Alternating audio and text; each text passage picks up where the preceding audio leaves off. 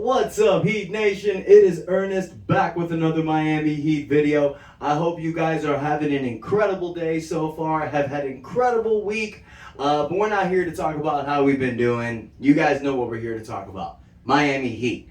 And this is another installment of This Week in the Miami Heat. Since we're in the off season, not much to talk about, so I go week by week letting you guys know updates and stuff like that. Now, first thing I want to talk about was this past NBA's draft. Miami Heat had the number 27 pick. I'm sure you guys saw it. We ended up picking up Nikola Jovic from Slovenia. Guy's a 6'11" point forward. Can hit a great three-point shot. He's got great handles. A lot of people have been talking about his shot selection being iffy. But for the most part, dude looks nice. You know, in this NBA culture, he can definitely be a stretch four. Like I just said, he's 6'11". Dude's got great handles. You know, I don't really know much about him, but when we picked him, just like all of you, started looking at the highlight videos. Dude looks nice. He's got a shot. You know, he really can see the open floor. He makes nice decisions when he has the ball in his hands. Not so much with shot decisions. I get that, but dude's got a nice shot. So in this NBA culture, I think he's going to be a very nice role player. And I think that's what the Miami Heat did. I don't think they picked the best player in the draft, though. There was a lot of other players who I would have thought. There was this kid from the G League. I believe his name was Jalen Green or something like that. I can't remember, but dude was really nice. I thought he was going to be a great addition. But I like the pick. You know, 6'11", guy can play multiple positions, guard multiple positions. He can hit the shot, which is what you need in today's NBA, especially from a role player. You want a guy who can play defense, who can hit the three, and then can create a shot for himself. And that's exactly what the Heat picked up. Really, really great move by Pat Riley. I thought it was a great pick. You know, once I saw what the guy can do, and then I saw him with this team, I figured, okay, this is nice. You know, he's a good complementary. He can come off the bench. He can play center. He can play the four. He can play the three. He can guard multiple positions. He can play alongside Bam, Omar Yurtseven. So I do like it. I really want to know what you guys think about the pick. I mean, it's nothing that's like, whoa, you know. I really thought the Heat were going to try to make a trade, maybe trade up.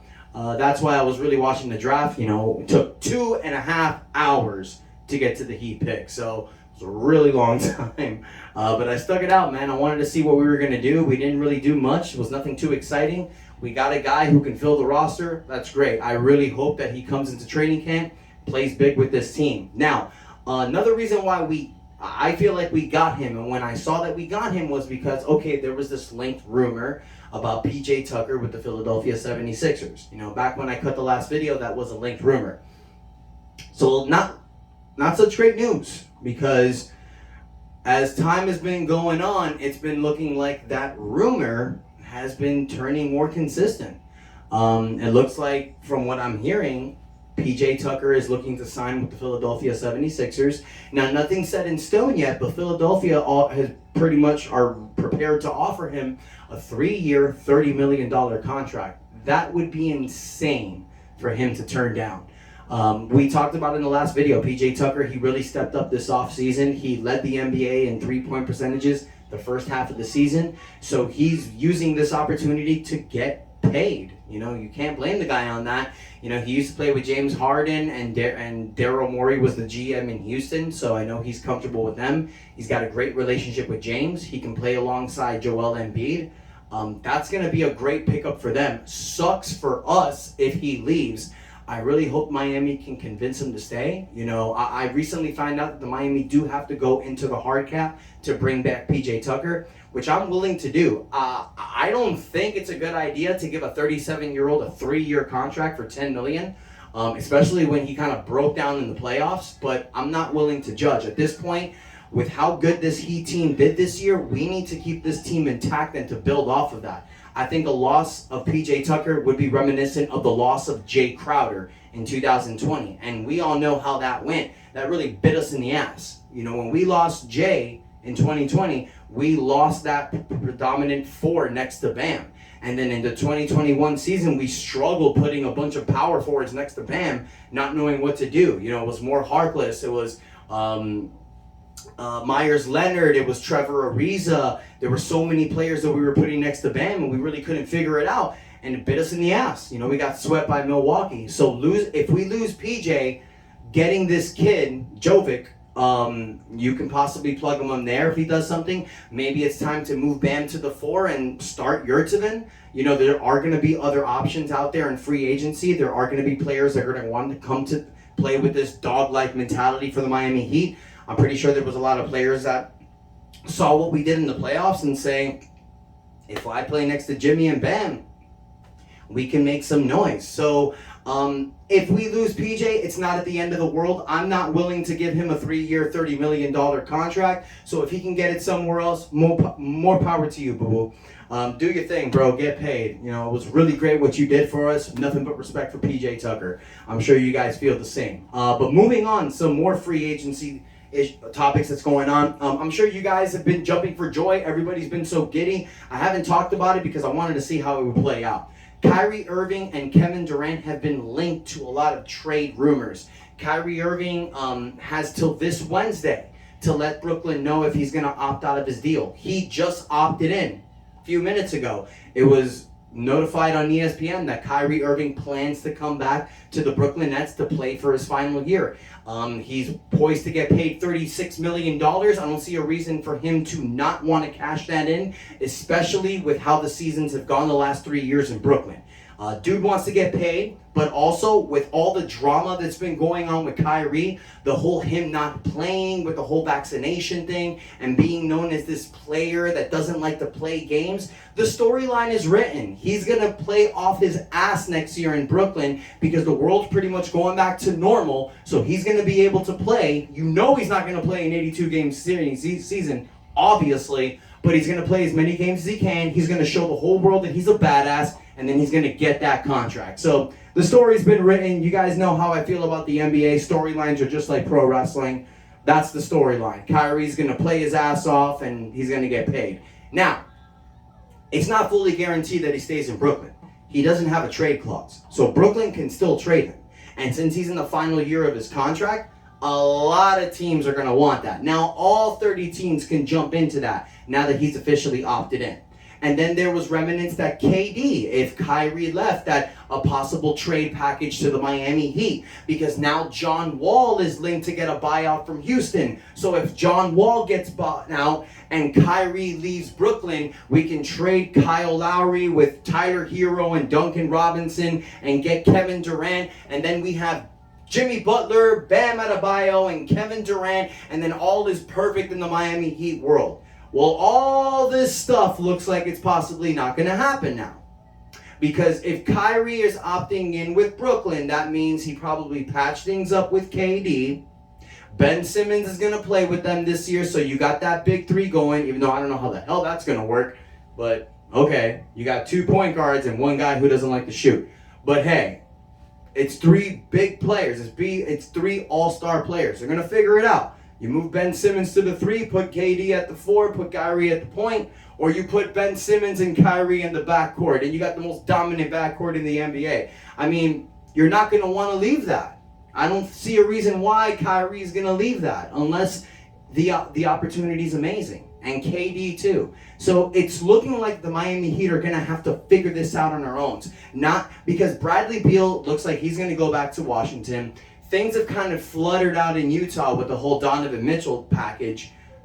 So Miami's not really going to have that much options to go whale hunting this offseason. So what do? You run it back, and then you bring those players, those extra players to the team that are going to help you win.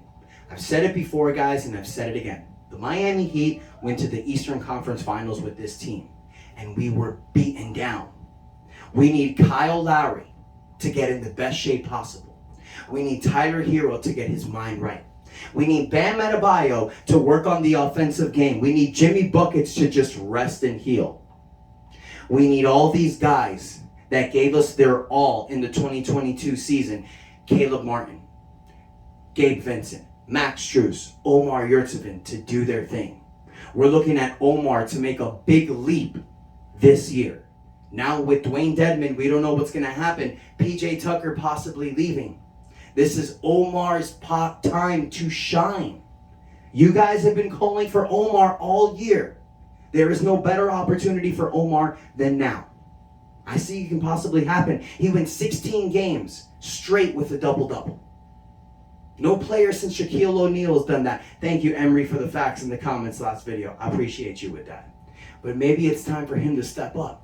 We need all those guys to step up. We need our rookie to play. We are definitely going to bring some players in the offseason, you guys. Don't fear. Pat Riley's here, and he's going to make it work. I have strong confidence. Now, I'm really going to be looking into free agency to see who the Miami Heat can bring. I know there's a few options out there, but with all the rumors going around for trades, there's nothing really going on in free agency. Free agency is this week. We are officially in free agency week. Free agency starts this Thursday, June 30th, or it leads into July 1st. It's always been July 1st, but back in 2019, they did it in June 30th at 6 p.m. So that's when free agency period is going to start.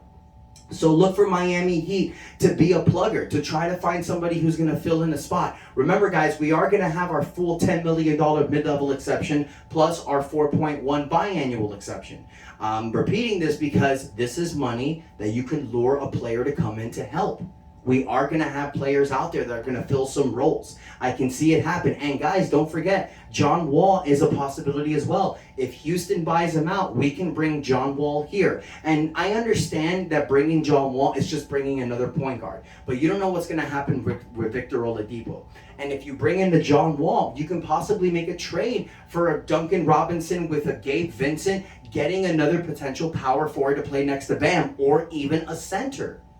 That's what Miami should be looking to doing. Now, I love Duncan Robinson. I know Duncan's going to be playing hard and busting his ass to come back. I expect that. But if the opportunity presents itself where we can get somebody, a great stretch four player, I don't know, somebody in my mind, the two players that I'm thinking of is not going to happen, Christian Wood and Jeremy Grant. But that's what Miami was trying to do with Jeremy Grant, was to offer a Duncan Robinson. For some reason, didn't happen. He went to Portland for a 2025 first-round pick, which is ridiculous in my eyes. But hey, that's Detroit.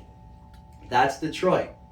But that's what I think Miami should do. Miami should start looking at a guy like Duncan Robinson, maybe package him in with a Gabe Vincent and get a player that you can start next to Bam. Because right now, I feel that Bam Adebayo is not a true center. Even though you can put him there and he'll dominate, you've seen him do it. But if you put Bam at the 4 position, that's like moving Chris Bosh from center to power forward. It's their natural position. But you have to have the right player next to Bam. You have to have a stretch player who can hit the 3. All right? That's my opinion. I love Bam in either the center or power forward position. He can do either or. I'd love to see him play the 4 more. It is his natural position. But anyways, so this is what the Miami Heat are going to have to do. This is how I feel. Just because all these rumors got bit in the butt doesn't mean it's over for the Heat. And just because PJ might leave doesn't mean it's over, you guys. I'm confident that Pat Riley's going to make this work. I'm confident that Riles and Ellisberg will make the numbers work. I want to hear from you guys. Do you feel depleted knowing that we're not going to get Kyrie, KD, Bradley Beal, PJ Tucker's probably going to leave? Do you feel depleted, or do you feel like me, that Pat Riley's going to make it work? And knowing the fact that we're not a bad team. Coming back, we're going to be great. And if PJ leaves, we will replace him. I know that truly, you guys. So have no fear. The Godfather's here. Plus, you got your boy Ernest keeping you in the positive mindset. Let me know what you guys think in the comments. Hit the like button, but most importantly, you guys, help me build this channel up by hitting that subscribe button. Help your boy out. Thank you so much for the love and support. And until next time, it's your boy Ernest. And that's enough said.